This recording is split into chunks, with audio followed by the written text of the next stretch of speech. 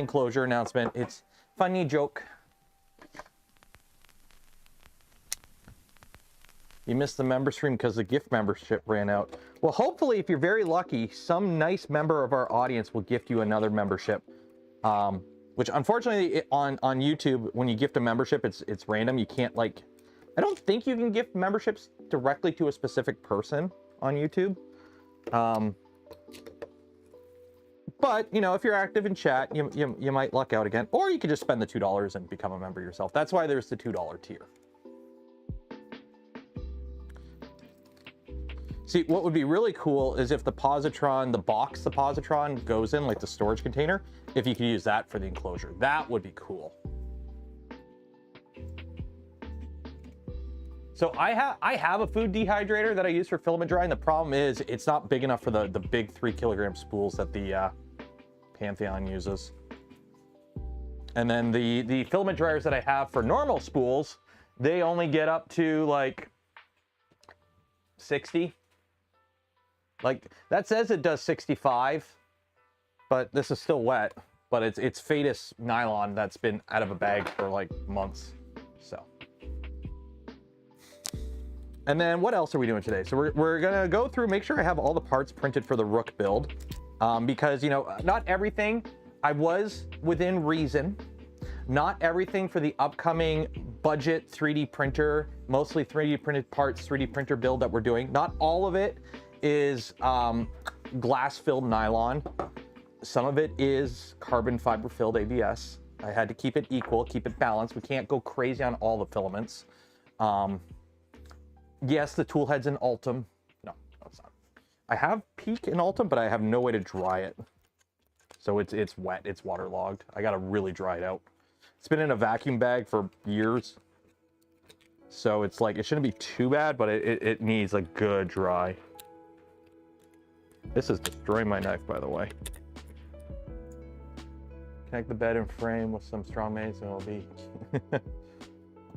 Was anyone else that went to 3D Printopia like super anxious anytime Mitch was going around with the positron backpack, because it was a glass bed and that's what stuck out the most? And he almost, I saw him almost bump into things several times with that glass bed. I'm like, ah!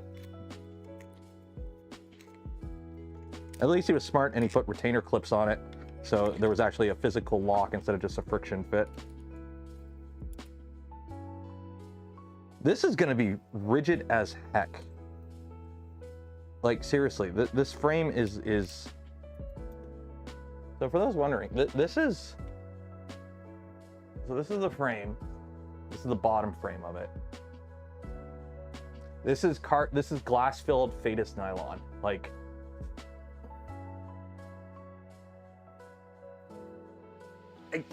I can't.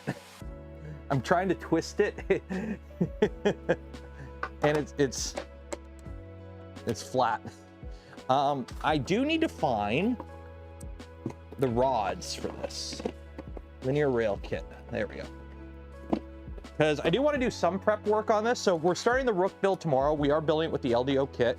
I don't have links for it yet. Tomorrow's stream will have links for it and everything. If you want to buy LDO stuff, you can't buy it from LDO directly. You have to go through one of the resellers. But what you can do today is if you want to win some filament from Polymaker, because every stream we do give away a spool of filament from Polymaker. There's a link in the video description. Enter for your chance. Chamfer the holes. I'm pretty sure I'm gonna have to run a reamer through these. I'm pretty sure I'm gonna have to ream these holes out. These are blind holes, and okay, Rook guy, if you're watching, I know these are blind holes, okay? Put like a 1mm hole on this side. I'm tempted to drill one myself. The reason for that is twofold. When you put the pin in, you're gonna get an air pocket in there. It's gonna be a pain to push over the air pressure because you're compressing air. And depending how tight that hole is, which you do want it kind of tight because it's a locating hole. You want it to be like a ream fit, a slip fit. But if you put like an itty bitty hole there, that way you can actually knock the pin out. That's one of those things that you need to kind of, blind holes for things like dowels are rarely a great thing. You try to avoid them if you can, because it makes assembly and whatnot a little hard. Speaking of reamers, where are my reamers? I think they're over here.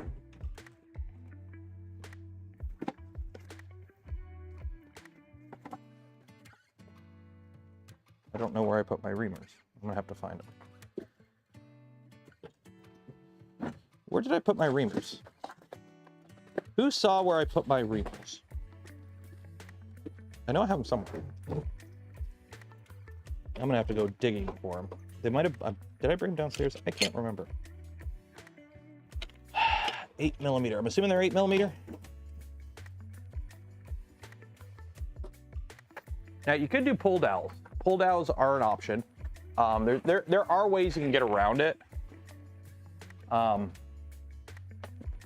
you do kind of want to have some form of way to remove Yeah, I don't know where my thing of reamers went. Uh-oh. Oh, they're there. Ah. There you go. 8mm. Now I need a drill. Where's my drill?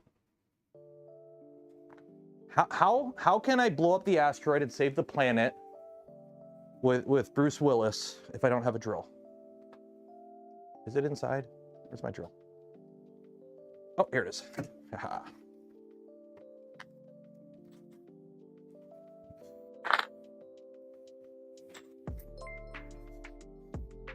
I love this kit. I built mine and mod it with Rook shields that tie the top and bottom frame together along with being using a 120mm aux fan. Nice. Here's my thing with the Rook.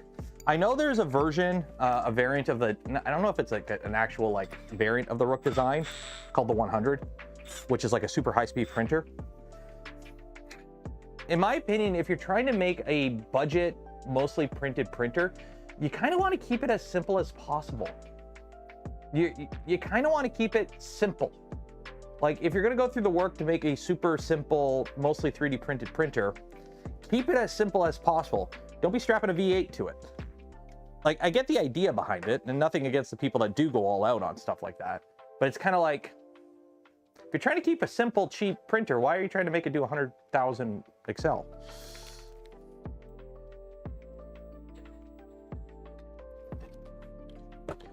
Now, in a perfect world, I'd be doing this with like a drill press or something. You really shouldn't be reaming by hand. Oh, that's a nice fit. Oh, that's a nice fit. How are these ones without? Yeah, so I do have to run a reamer through them. And you don't run reamers fast. You don't run reamers fast. You go slow with a reamer. Because the last thing you want to do, like the hole's supposed to be 8mm. When you printed it, it came out 7.8mm. You want to ream it to 8mm vertically. You don't want to go in there and like angle it or something. So you just go in there very gently and you just kind of clean it up. Am I building a Rook? Not today. Tomorrow we're building the Rook. Today we're just kind of getting everything ready and making sure I have everything printed for it. Because the Rook documentation for printed parts could use a once-over, in my opinion. You have frame in my beard. I have frame in my beard? I do. Forgot to oil my beard today. Uh-oh. I gotta do that. Oh, this one, forgot.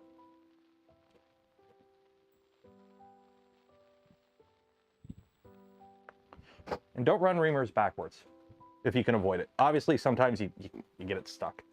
But you try to avoid running reamers backwards. Never a good idea. Okay, that's that one. I got the MH printed parts with LDO 2.4 kit, and they were missing tons of stuff. I have to wait to not recommend. Matter Hackers printed parts, I've never personally used them. I've heard hit and miss things about their print farm.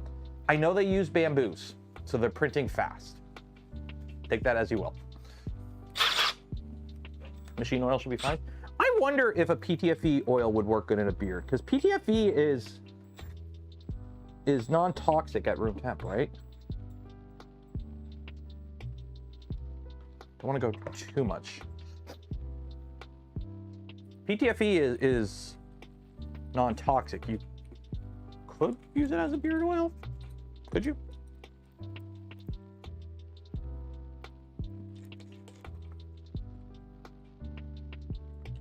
One, two, three, four. Forever chemicals are fine. Exactly. They're forever chemicals. You only have to apply them once, right?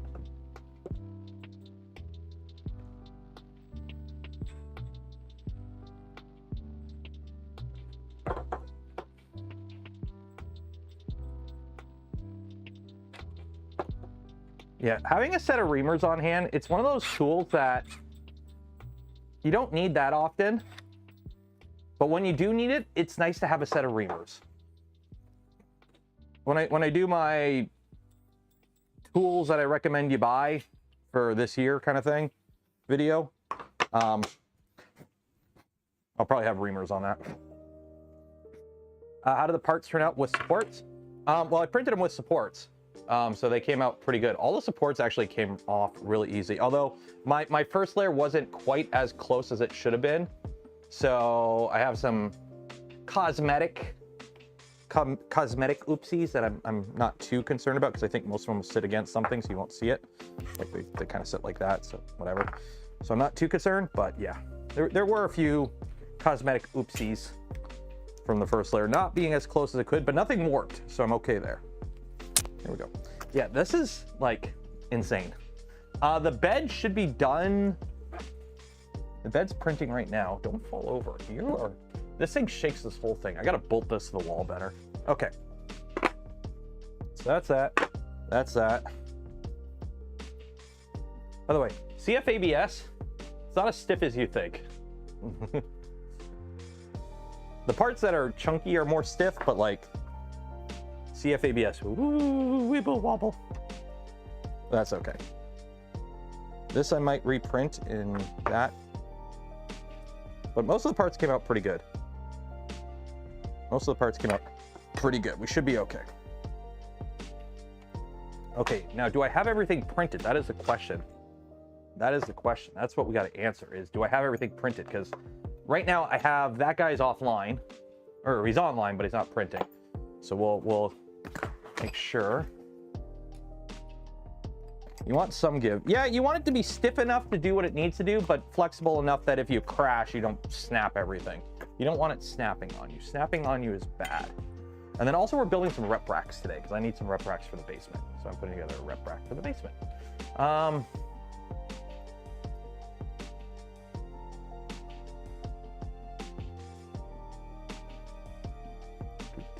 I tried breaking my PA12 CF along the layer lines. You cannot. You can't. The problem with like the PA12s is eventually they do absorb moisture.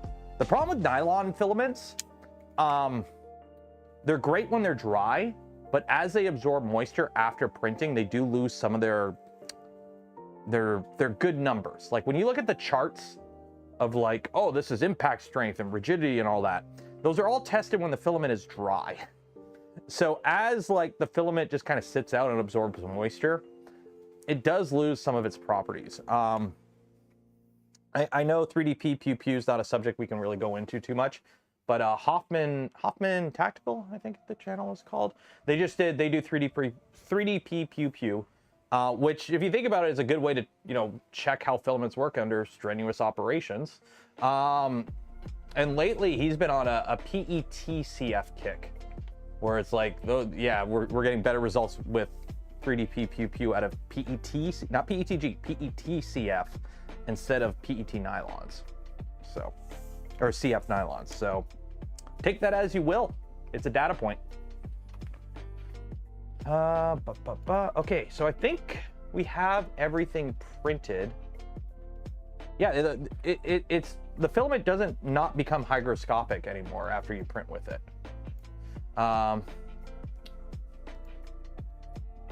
Okay, so let's make sure we have everything here. So let's make sure we have everything. So what I'm going to do, I'm going to arrange this, and then I'm going to make a second bed. No. How do I add a bed? There we go. So we got to go through and find all the parts we need to print. So I need to print this still. Okay. That I need to print, I think. How many of these skirts do I need to print? I really wish they had numbers on these. That I don't need to print, that I don't need to print, that I don't need to print, that I don't need to print, that I don't need to print. Okay, so that's all that. So I need to print those. There's the CAD. Pull up the Z. Okay, so what do we got? So the bed is printing right now. That I've printed 3 of those, and I've printed these 2 guys. Okay, so those are all printed. Okay, so those are printed, so we're good there. Tools, I've already printed that. I don't think it matters. Rookery. So I don't need that. I don't need that. So I do need to print these, I think. Okay, so this I'm going to print out of the CF9 or the glass filled nylon. This I think we've already printed. Yep, I got that printed already.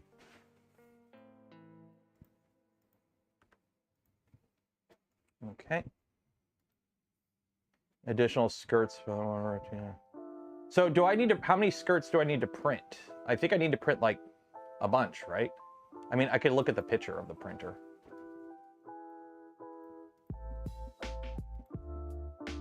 All right, let's see what we got here. Oh, nope. Control Z. Okay, let's see what we got here. So print it. That's been printed. Did I print that? Yeah, that's been printed. That's been printed. That's been printed, I think. Yep. Should have 2 of these, I think. Yep, I got 2 of these.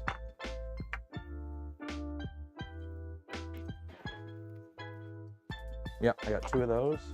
So that's printed. That's printed. That's printed. That's printed. I need to print you. You're an accent piece. Camera, what? I printed 3 of the other one design and 1 with the power plug. Okay. Okay. Gantry and frame. Okay, so let's see here.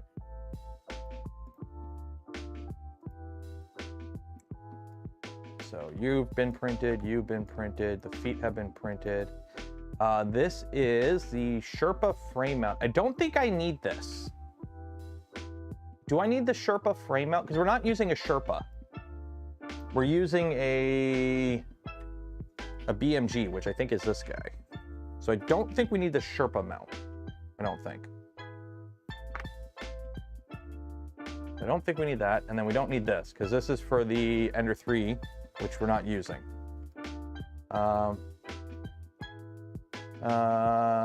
Nomad. So I don't think I need this piece.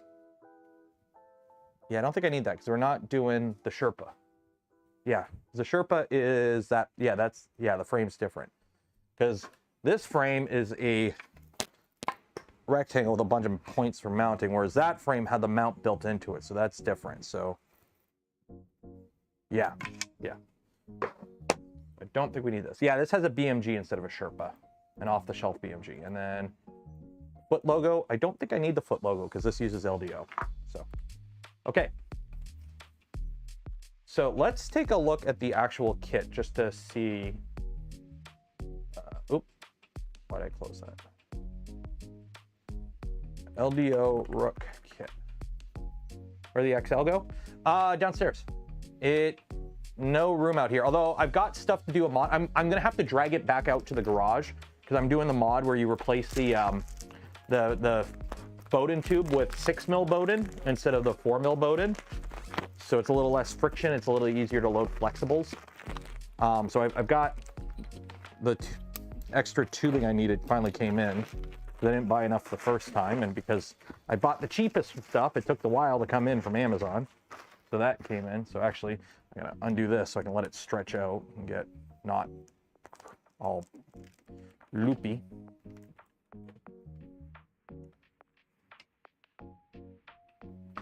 Why I do festivals, the 2 biggest sellers are always translucent PETG or dual tricolored PLA. It's always the funky stuff that sells because people bulk order the generic stuff. There we go. Let that kind of just stretch for a bit. But yeah, the XL is moving to the basement because the plan is out here in the garage because winter is coming. I'm trying to clean up the sets in the studio and whatnot and turn the downstairs room into another room I could do more stuff in so I have more room so I can split it up. TLDR, basically anything that's not an enclosed printer won't be out in the garage. So obviously this is enclosed, so this took over for the XL. All the printers in my garage are enclosed printers, essentially. So I don't have to worry about the temperature fluctuations as much, essentially. Simple as that. You think it'll launch this weekend? I'm hoping. I'm going to be watching it. Okay, so here is that. So we need skirts.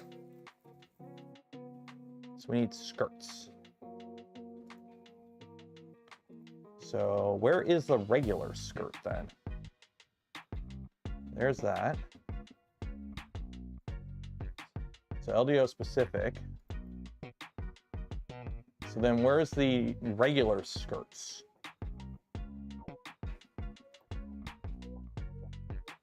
Frame, because this is, oh wait, no. So that's LDO specific. There's the feet LDO, skirt LDO, okay. But where is the regular skirts? Frame, foot. So that's the foot we don't use. So is the skirt in here? Oh, it's another printables post? Oh. Anyone put it in Discord? Let me find it. Printable page here. Gotta find them all in printable. Oh yeah, because this doesn't have skirts. Oh shoot. Okay, files. This is what I mean. This is the one downside, like, of projects like this. Is like everything's kind of like you have to like hunt for stuff. You're grabbing it? Okay. We'll do the skirts in white because that'll kind of match this, I think. See, Nomad can post links because he's there we go. Okay. And then, oh, I need the plate too. I need the plate too. They don't have the plate. The default files don't have the plate. Okay, there's the plate. Where's the skirt? That's the plate. Where's the skirt? Oh, there's the skirt. Okay. Bricks. We'll just go with bricks. We're not going to put a fan in it. What's bricks adapter? Do I need the bricks adapter? I'm assuming I need the bricks adapter.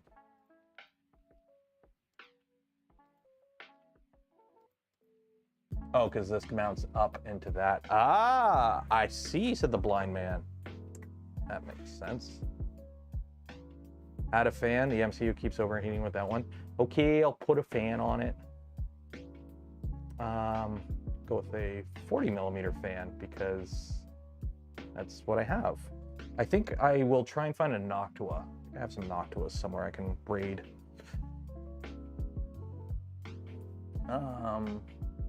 OnlyFans. Funny joke. Okay. So, downloads. Bricks adapter. Because these should be all the same size, yeah. We're gonna need 3 of these. Okay. And then we're gonna need a fan. So so this just goes like that. So how does this attach? How does that mount to anything? How does this mount to anything? How do you mount this? How does this attach?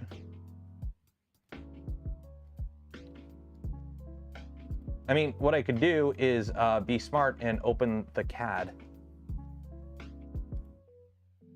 Let me open the CAD here. Downloads. CAD. Why are you opening in the Anycubic Photon Workshop? No. Open with. Choose another app. Okay, let me just load up Fusion. Fusion 360. May need additional hallway. It goes through the frame. Okay. So that's why I really wish when LDO did the kit for this, it'd be like, hey, here's the LDO files, everything you need, one package. Download this one zip file, unzip it, print everything, build the printer. This is like the downside of some, like, nothing against Rook. It's hard to critique an open source project because it's an open source project and people are doing it in their own time, not being paid for it. But yeah, it's you have to hunt for stuff. It's like the old days. It's like back when you wanted to build, I wanted to build this, you know, It's 2016, I want to build a 3D printer. Oh, I'm going to build a hypercube. And you've got 20 different tabs from Thingiverse open for all the different files you're trying to open or download or whatever.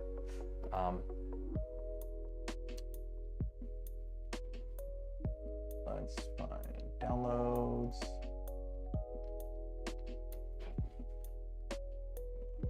Okay, where is Rook? Add. Open that up. Yeah, computer's gonna wig out. It's doing a opening a file. 60%. Wow, this, I keep forgetting this is throwing like 2 kilograms around when it moves those rapids. It's not slicing. I'm trying to open a file in Fusion. They probably have to keep on. It's not that hard, honestly. Most sites will, dang it, this is the default. Yeah, see, this CAD is even, yeah, this CAD is the default CAD. Shoot.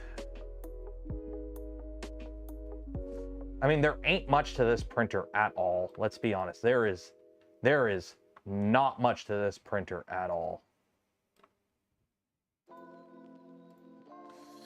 I'm just trying to see how the skirt works.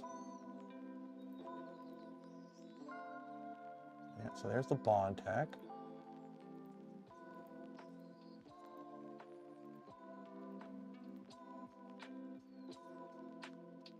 Show me the skirt. I want to know how the skirts attach. So they go through the top. Okay, so those ones go through the top. But where's the skirt with the inlet? That's part of the kit. Where is that one mounting? Does that need its own? Show me a printer of the printer from the back. None of them are the printer from the back. Ah.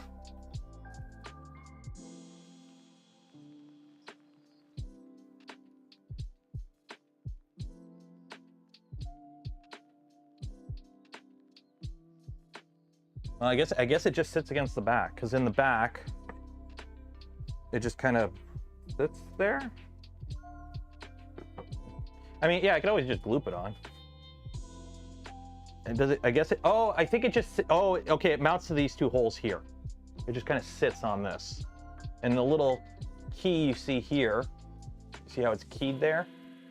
That key probably sits in this gap right here. So it just kind of mounts on right there. Okay, that makes sense. That makes sense, okay. So are we gonna print the skirts? So how this is gonna work, it's gonna look like that. Do I print the skirts in black? Or do I print the skirts in white? Do I print the skirts in black or in white? I'm thinking white. I'm thinking we do the skirts in white, because the top panel we're gonna do in black. Yeah, we'll do the skirts in white. Yeah, we'll do the skirts in white. Skirts in white. Plus, you know, that way they're glass-filled nylon, so they'll be super strong. And that top plate we'll do in black.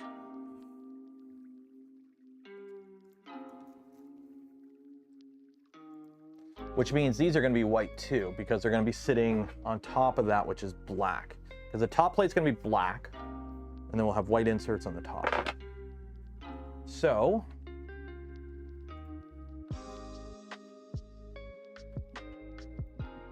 we gotta print that. That'll be printed in black. These 3 are gonna be in, or these 3 are gonna be in white. That's gonna be in white. So 2 of those. And these go in that tower. So those 2 in white, this in white, white, white. And then I need 2 of the bricks.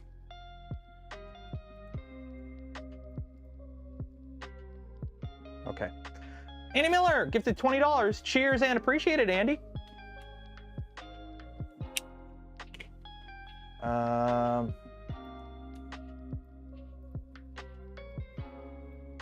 I think that's it. And then this is gonna be black, and then we also need this guy, the plate. Download.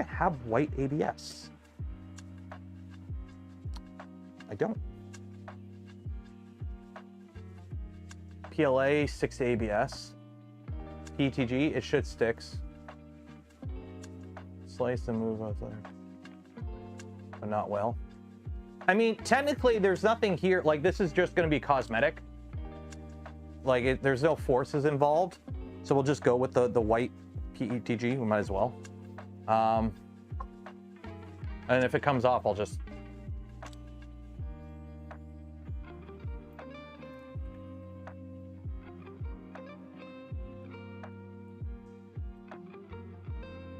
I want to do a pause here. Add pause.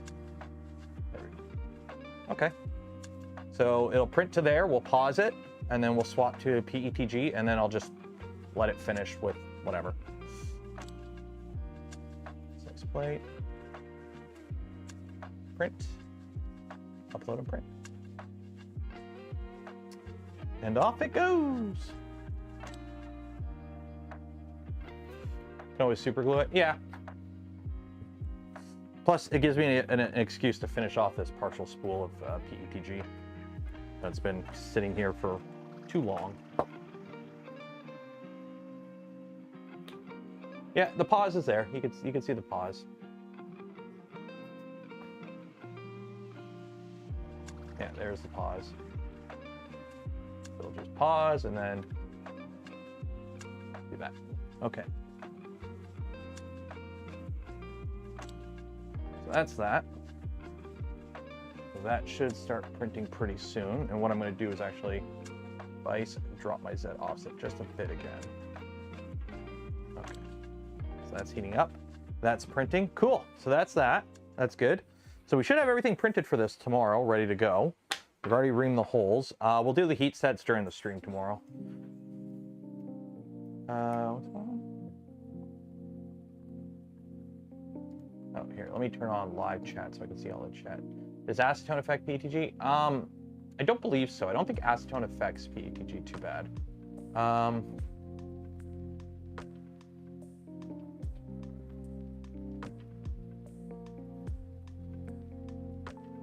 Through auto draft segment.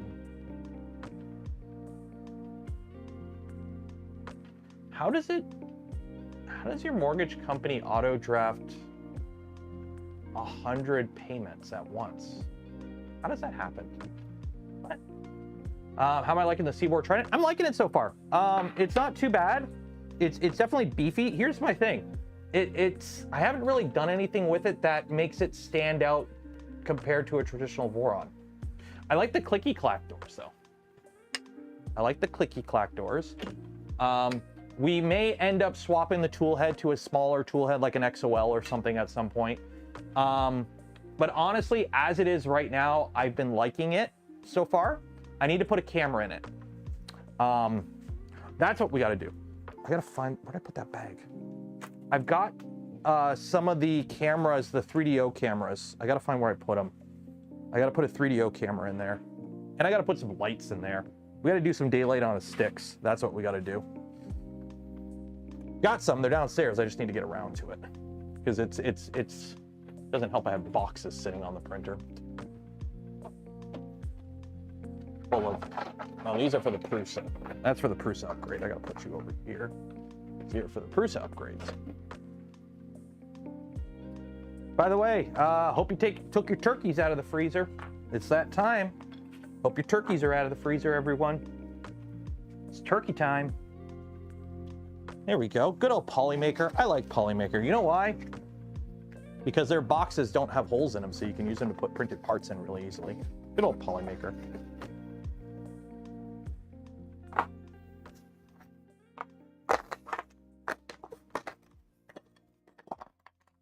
Good old Polymaker. Roast beef? Roast beef? Why would you roast beef?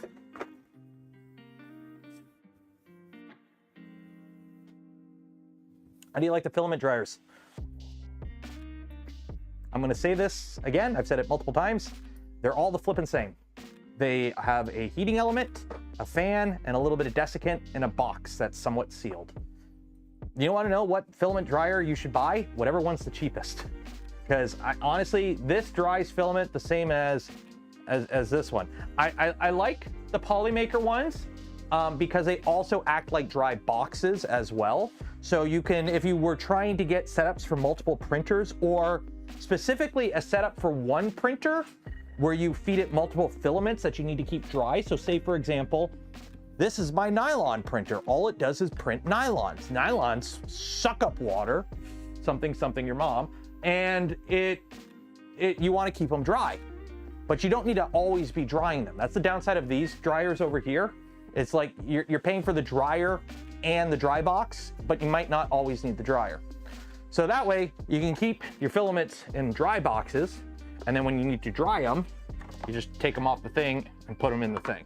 So I do like the Polymaker setup a little bit more practically for multi-filament single machine setups. Also the Creality one, I don't like the way it opens. The fact that it opens, like, I can't open this because I have something behind it. That's annoying. That's annoying. I prefer they open to the front or open straight up. So yeah. You just throw away 4 poly boxes. Oh, like the cardboard. Yeah, the cardboard boxes. I throw them out.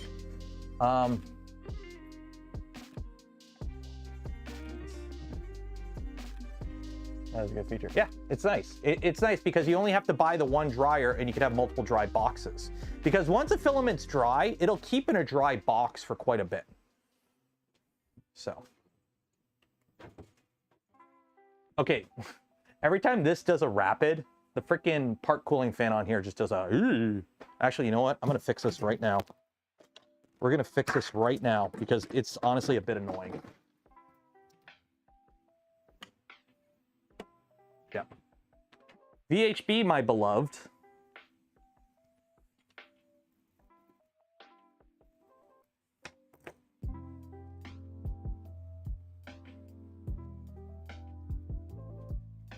There's nothing in the Seaboard to positively attach the current air fan. So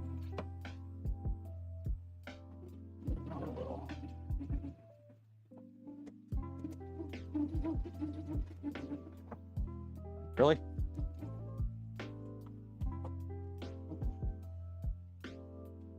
There we go. It's off right now. The fan's off because I'm printing ABS. But yeah. Hi, Jose. Oh, by the way, for those wondering, yesterday we did a member stream. Every month we do a member stream. This was the September member stream because I didn't do it because of travel and whatnot. So we did it yesterday. So if you don't want to miss out on those in the future, every month we do them. Come remember the channel or Patreon support. You get to hang out in them. But we replaced the duct on the Mark IV. I don't know if this is better than before, but we replaced the duct on the Mark IV. And this is the little gargoyle we printed. So yeah. Christopher gifted a community membership. Cheers, Chris. So that's that. That's that. What's the next thing I want you to do? Rep racks. We need rep racks. That's what we need. Where's my pipe? There we go. That's what I need. I need to put a rep rack in the basement. Yeah. Jeez. 10-foot pipes are a pain in the butt to work with. Yeah, I gotta cut this in half. Check pants. Heyo. Excuse me while I lay down this pipe here so I can measure it. We're all mature adults here, right? So this is a 10-foot pipe, so I figure if I cut it in half, that'll give me a 5-foot rep rack. Right? Right. You're not mature, David? You're very mature. You run a successful company. You're very mature. All business people are mature. By the way, did you get to meet MPH? Was that you who did that, or did you just hook him up with the printer? Like, did you actually get to go hang out with MPH? Also, everyone say hi, David. Blame his new shiny toys for the video from Printed Solid taking a while to edit, because I got to learn how to blur stuff. Because he has cool stuff in his shop now that I can't show. That was me. Yes, I got to hang out with him for a day. That's nice. How's he doing? Is he liking the 3D printing stuff? I know he did some stuff with Joel a while ago. So I'm hoping he's enjoying the hobby. And it's not just like a, oh, we got a famous person to kind of do something. It's like, no, he's actually enjoying it. He looks like somebody who would probably enjoy arts and crafts stuff. So, by the way, cutting EMT, you could just use pipe cutters. You're 5 minutes away from him? Really? Oh, you need to stop by. Oh, yeah, he's 5 minutes away from Nomad. You're all in that area. You're now his tech support. He texts me all night long with stuff. He's very nerdy. I believe it. I believe it. That was like when Joel was fiddling around with printers with Clipper for the first time. I would get random calls in the middle of the day from Joel. Be like, hey, I'm having issues with Clipper. And I'm like, okay, walk him through it. Yes, this pipe cutter is cutting pipe. It is a copper pipe cutter. I'm probably killing it doing, EMT conduit with it, but this was dirt cheap and it's been sitting in a drawer for years not being used, so.